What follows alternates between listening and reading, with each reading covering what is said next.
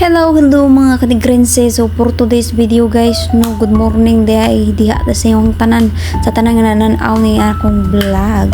So guys, magkaroon kay mo adto mi sa laing lugar nga dire sa Cebu. So karon mag-impakita guys kay ang atong check out diri sa kaninga hotel kay alas 12. So kanang akong kauban ang batang gamay og mao gani na syempre hilamos ta kay basin natay muta sa atong mata. So mao to murag nakuha na ganang muta sa akong mata no.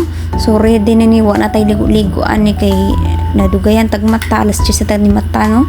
Tas do siya tong check out. O syempre di na to kalimtan ang pag toothbrush ang ato nga unto no kay basin niya may istorya ta dito sa receptionist unya baho tagba-ba. So toothbrush siya ta diri. So kana himos-himos ako sa akong mga gamit no, naglibog ko kaya daghan na kayo may gamit, daghan na gipamalit akong inahan. Unya wa na may kabutangan sa among gamit. So nagusay-usay ta dira sa atong buhok. Unya karon kay wa man ta nagligo o mao na natong porma karong adlaw. So ready to go na guys. Nakahilamos na naka-toothbrush na guys. Oh, diba? Oh.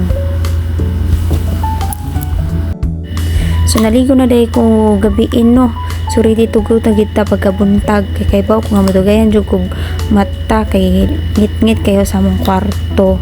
Ya syempre nahugas ta karong buntaga. So importante gina hygiene ba? Hygiene. O syempre di nato kalimtan ang aton nga prinsesa sa ning dapita sa pagkapahan sa nato ni siya kay daghan na ba mingon na nini. Oy, gwapa kayo ni bata ah. So kana gahinan jud na ako siya oras kay ana parang gwapa kayo pa. Malaan man gud nako. Malaan dyan ni siya nga akong anak guys. So, dapat pretty good.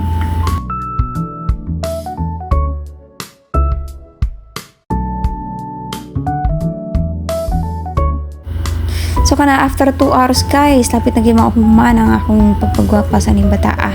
Si Lia din na yung pangalan. Oo niya kay, nahuma naman no, nahuma naman akong pagpagwapa sa akong pagumanggon. So ano na, gwapa na kay siya, pagkita-kita na siya sa iyang naong diya sa kamera. Na pagid nagpiniling pagigaan na, gwapa ha. O niya, ready to go na mi guys, naghuwat na lang mi akong anahan na dito hindot kay buhok. Adto na mi, o niya kay, keyboard naman mi, alas 11 pa lang, nigawas na lang yun mi, kay ready naman mi. So kaning bata, excited kayo siya mo. Pindot-pindot ang elevator, hindi ra baka abot. Kami sa elevator niya, presa na magpadong sa ubos, o niya nagsipisilpi ming tulo diha. Og niabot na dyan may sa receptionist, ayun na, ikuhatag na nako ang yawi sa yahan o ino nako inyuhan na kay tinamiganahan diare. Siyempre joke lang.